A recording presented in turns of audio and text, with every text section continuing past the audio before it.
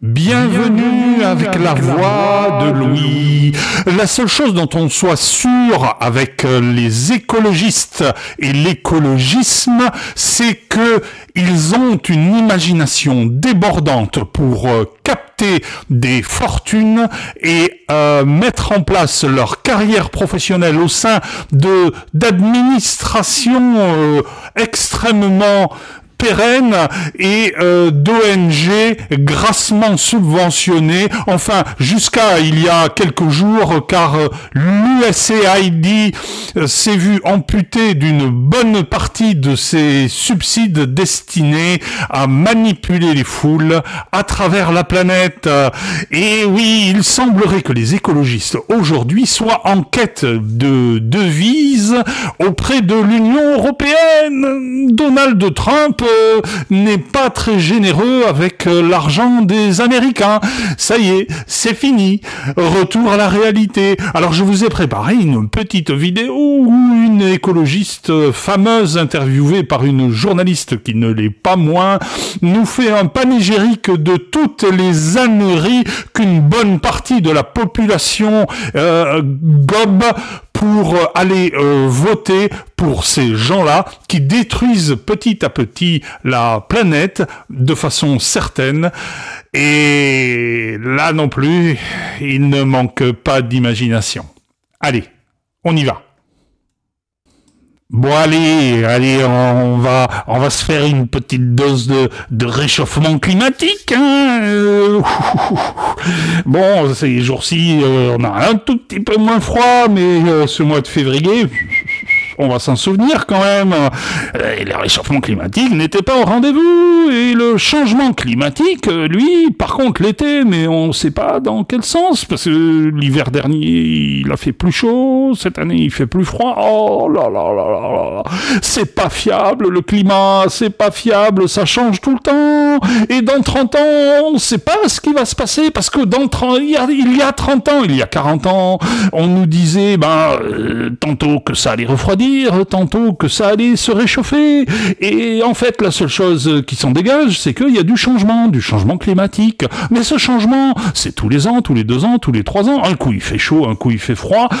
On sait plus trop sur quel pied se danser, surtout quand on dansait, surtout quand on fait de la politique. Il faut quand même avoir une vision d'avenir. Et cette dame écologiste nous dit que dans 30 ans, nos enfants vont rôtir sous le soleil. Sera encore habitable dans 30 ans. Je vous donne quelques chiffres. Mais attendez, ce que vous dites, c'est-à-dire vous dites que potentiellement les enfants qui naissent aujourd'hui n'iront pas au-delà de 30 ans. La planète sera plus habitable, c'est-à-dire on pourra... La planète ne sera plus habitable dans 30 ans. Donc, il va falloir partir sur une autre planète, parce que, de toute façon, même si on arrête de vivre actuellement avec l'inertie de ce changement climatique, on n'y arrivera pas dans 30 ans, nos enfants vont mourir. Oh là là. Je n'y crois pas. Que faut-il faire? Il faut aller sur Mars. Il faut demander à Elon Musk de nous mettre sur la liste des marsonautes. Avoir des conditions normales d'habitabilité de la planète. Je suis en train d'organiser un déplacement pour aller la semaine prochaine à Valence, où après les inondations qui ont fait beaucoup de morts. Une Française va aller à Valence pour donner son avis sur le réchauffement climatique. Mais elle y va comment? Elle y va en train, elle y va en trottinette, elle y va à pied, en courant? Non, elle va y aller en avion.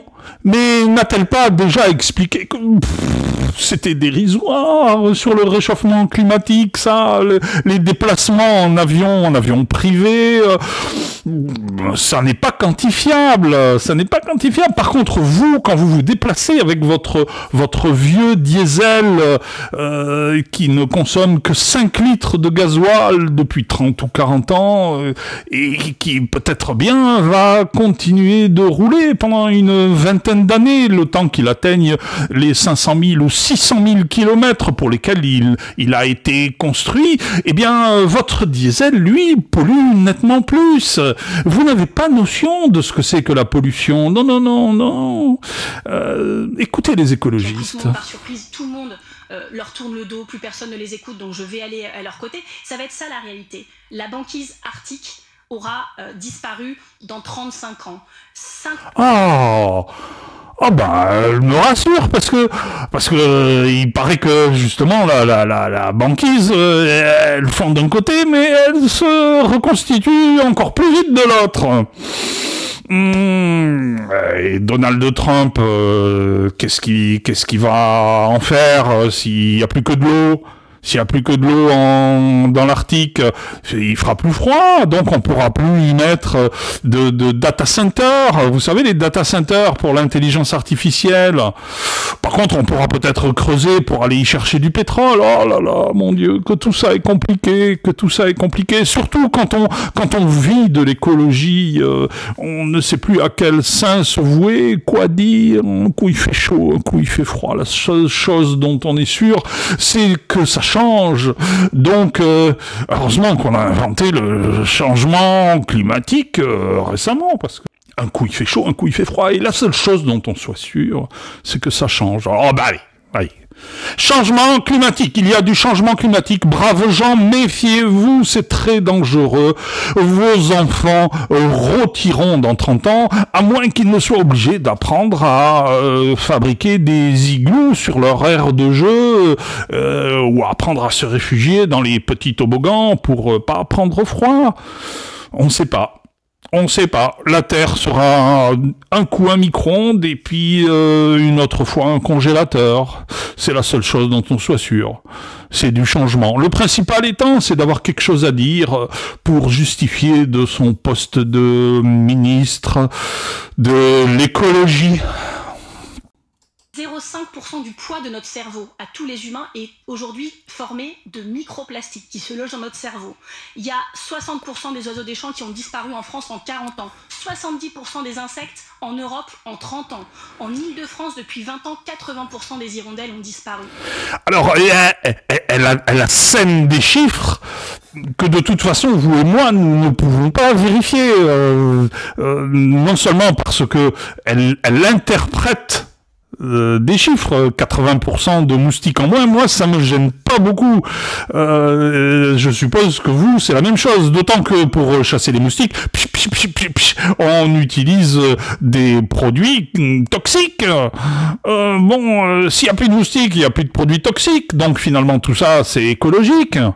Et puis les moustiques entre nous, c'est pas très sympathique.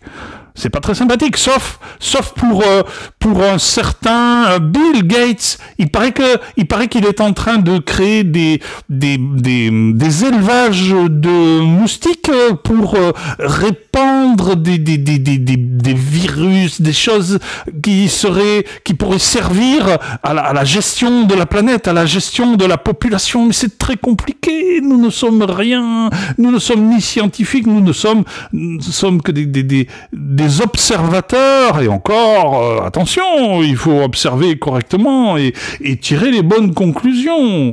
Sinon, vous pourriez être considéré comme un complotiste. Je vais vous donner des chiffres comme ça encore très longtemps. Dans le monde, il y a 9 millions de morts par an de cancer. 9 millions de morts par an. Alors, vous voyez, par exemple, quand je regarde l'actualité, je vois des faits divers très graves et très choquants. Et donc, on a l'impression que le vrai risque pour nous, c'est de mourir assassiné au coin d'une rue. Ça arrive, c'est... Mais non, vous l'avez compris. Il y a 9 millions de cancers. Et quand Elias se fait transpercer par une machette, c'est un détail de l'histoire. Homicide à peu près par an. Mais c'est beaucoup moins risqué, en fait, en France, de mourir d'un homicide et d'un fait divers. Donc, considérant que vous avez beaucoup moins de chances de mourir transpercé par une machette que de mourir d'un cancer, s'il vous plaît, laissez les machettes faire leur boulot.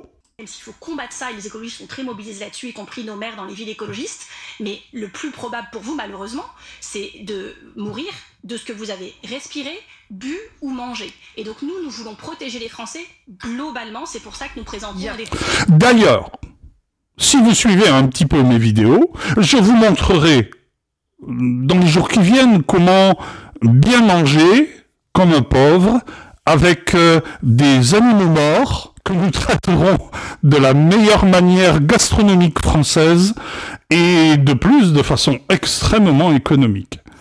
Suivez bien mes vidéos. Dans quelques jours, il y aura une très belle recette qui vous permettra de bien vivre longtemps, comme le souhaite cette ministre, et à moindre coût.